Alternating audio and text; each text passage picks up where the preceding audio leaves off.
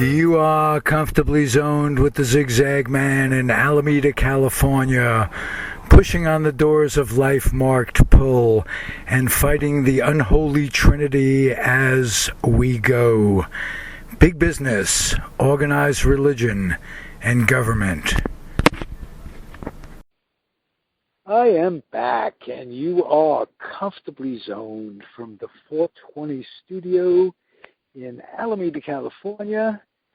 And I am the Zigzag Man, and I come to you on a periodic basis, fighting the unholy trinity, big business, the organized religion, government.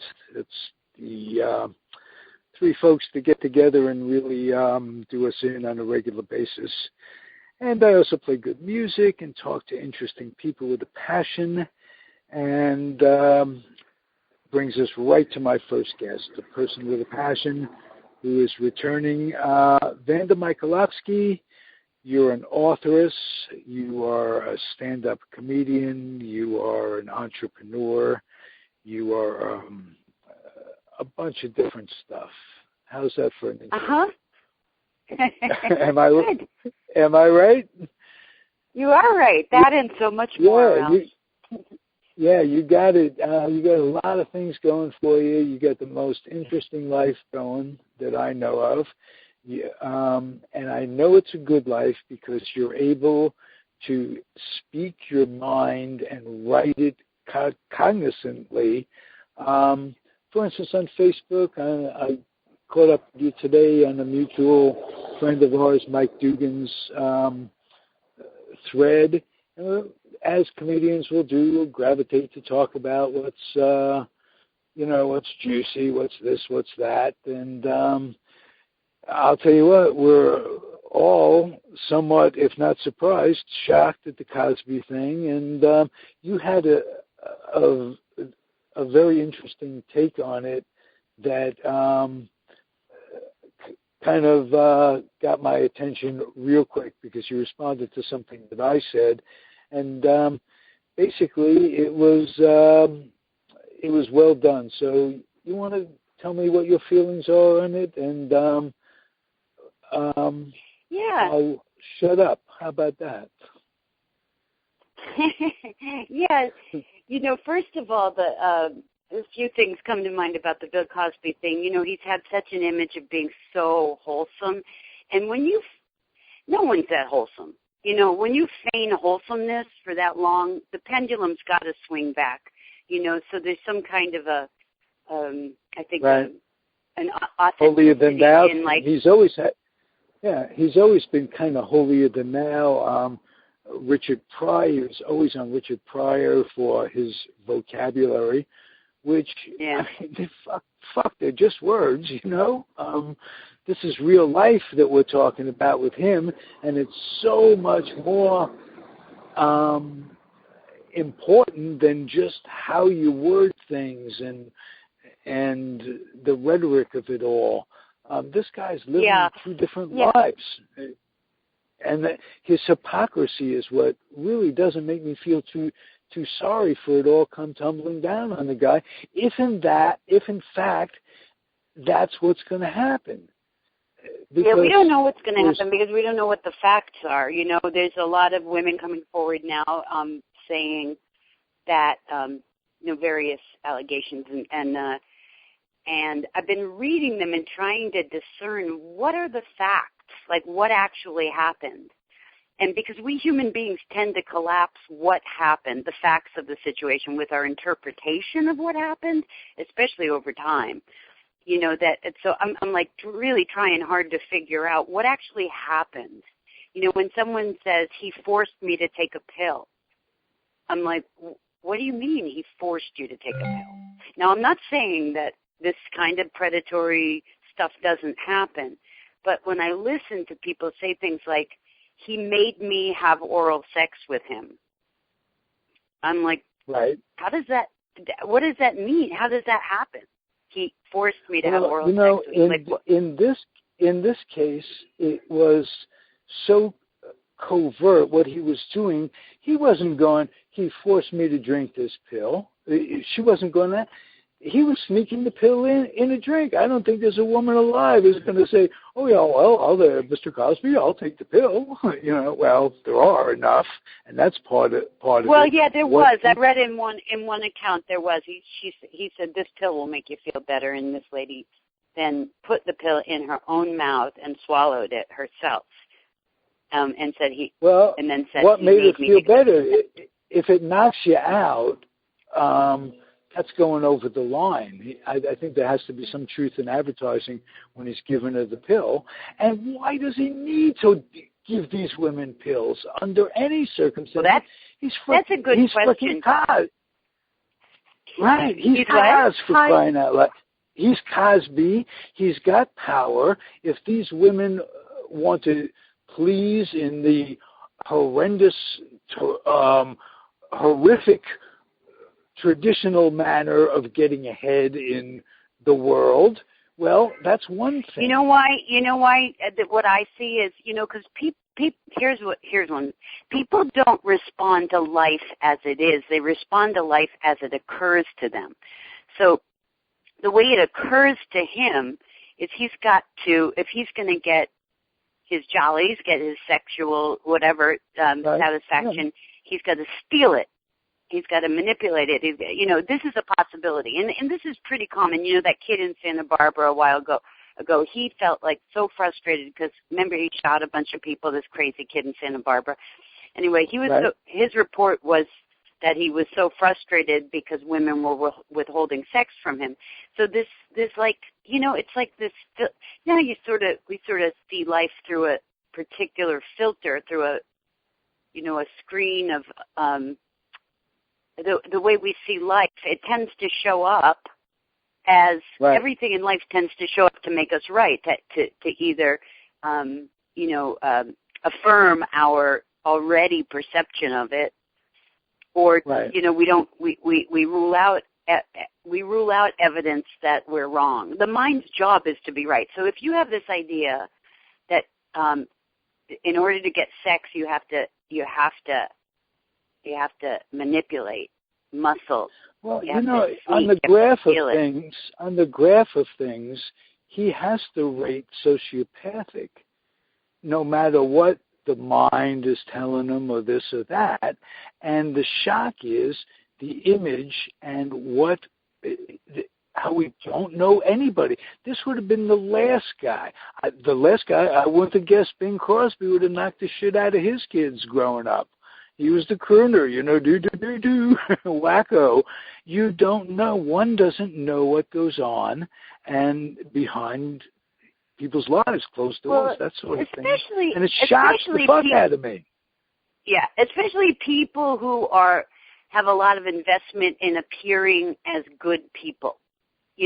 Like the terrifying thing about the people who are, the TV evangelists who you find out are doing whatever they're doing, or, all that stuff. Right. It's like the people who have the biggest investment in occurring as good are the people who have the biggest investment in hiding their bad, if you will. And I don't mean, like a universal bad and good. But we all have our shadow side, we all have the... Hey, it goes back to J. Edgar Hoover, for Christ's sake, and Cohn and all those attorneys in the MacArthur era, and all the things that people have to hide about their lives, and because there are certain things we just won't accept as a society. Like we won't accept people who don't believe in angels, for instance. The 73 most judgmental percentage of the most judgmental people in the world are the ones who believe in angels, and they're on your ass if you don't believe in angels. So believe in the goddamn angels, damn it. Right, or I'll fucking kill you, and I mean it. And I'll have my Lord do it. He'll take your first kid, he'll split him in half, he'll do all the crazy things that kids hear in the first 5 years. I wonder where he got his damage. I don't know. I didn't look on Wikipedia or anything. I wonder if the Catholic Church plays anything, or any of the churches play, if the Holy Rollers or the Jewish religion plays, because I heard the clink. I think we have a visitor. Sherry Davis is joining us. Are you here, Sherry? Whoops, she might have hung up at the Catholic Church thing. I think you heard the blink of my computer, sorry. But yeah, but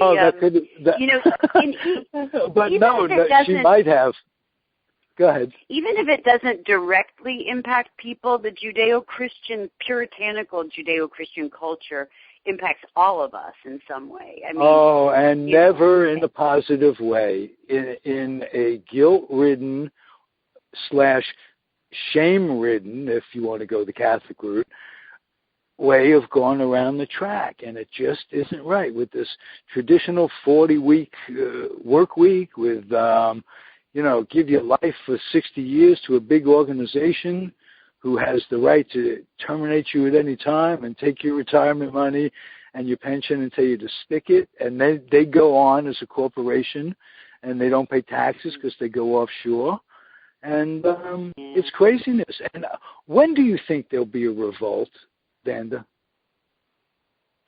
Well, there's little revolts happening everywhere all the time. They just don't make as much noise as the as the bigger picture. But I don't necessarily think that societal change comes from taking the bull by the horns, and standing up to power like that. I think that change comes in a much more subtle way, and in a way that's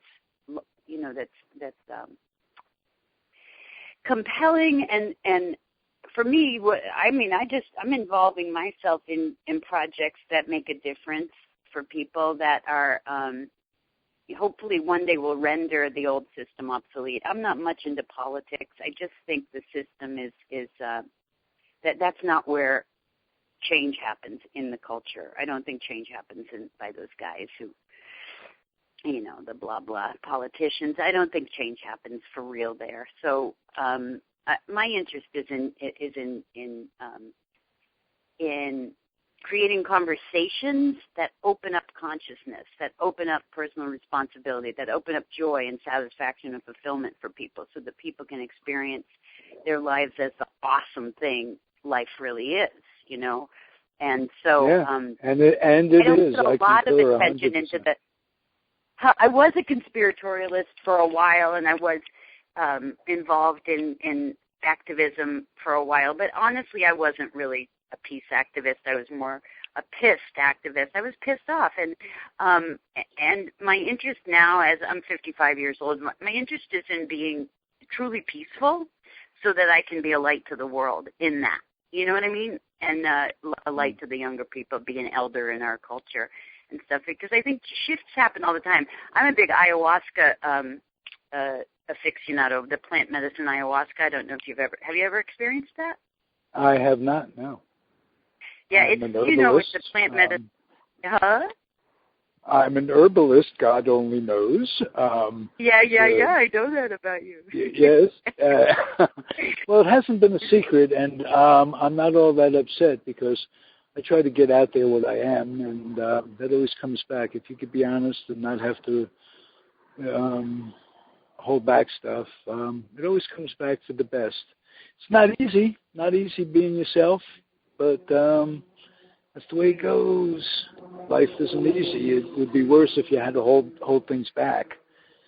So yeah, honesty. I'll tell you what. I love people who are just blatantly honest about who they are and what they do and all that stuff. It's refreshing when you hear someone like that. It's very rare that you hear someone represent themselves accurately. Well, we funny, belong Ralph, to you know why? Because but I was just going to say, we just belong to a mutual admiration society, because not many people come out about their lives to the world and say, if you don't like it, why don't you go take a flying fig?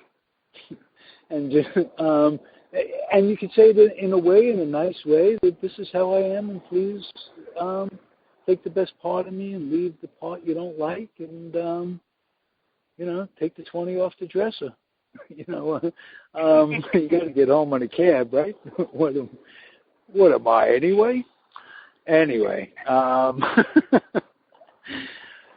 I thank you for being here. I know your time. Will you come back on a regular basis and just chat with me, because you light up the airwaves? I will. I'm busy writing a book about sex right now, and talk about embarrassing and brave. I'm writing about my journey as a sex worker when I was younger, and what I learned from that, and what I learned about men, and what I learned about marriage and monogamy and male-female relationships and personal integrity and power and all that stuff. So it's a really interesting read, and it's going to be, I'm volunteering basically to be a sort of a pariah, because some of my opinions aren't real popular, because like on Facebook today, a lot of people didn't like what I had to say, because they want to see that Bill Cosby is the demon, and that the women are victims. And I just don't relate to anyone as a victim. I don't, and even right. in the cases where someone is fooled, like I was once. Someone one could be victimized without being a victim, unless you're victimized. Hmm? Are you there? Hello? Did I lose you with that too? Oh, okay.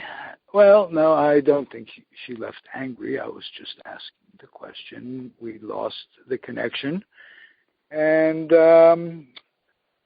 so I'll just end the segment by saying, as I end every segment, I implore my audience to keep on keeping on. But before I do that, I ask them to keep their dreams wet and their humor dry, and keep your kids out of recruiting stations. Military recruiters are bad for you. And keep your kid off the laps of clerics wearing dresses. That'd always be a good idea. Have fun, everybody. Enjoy.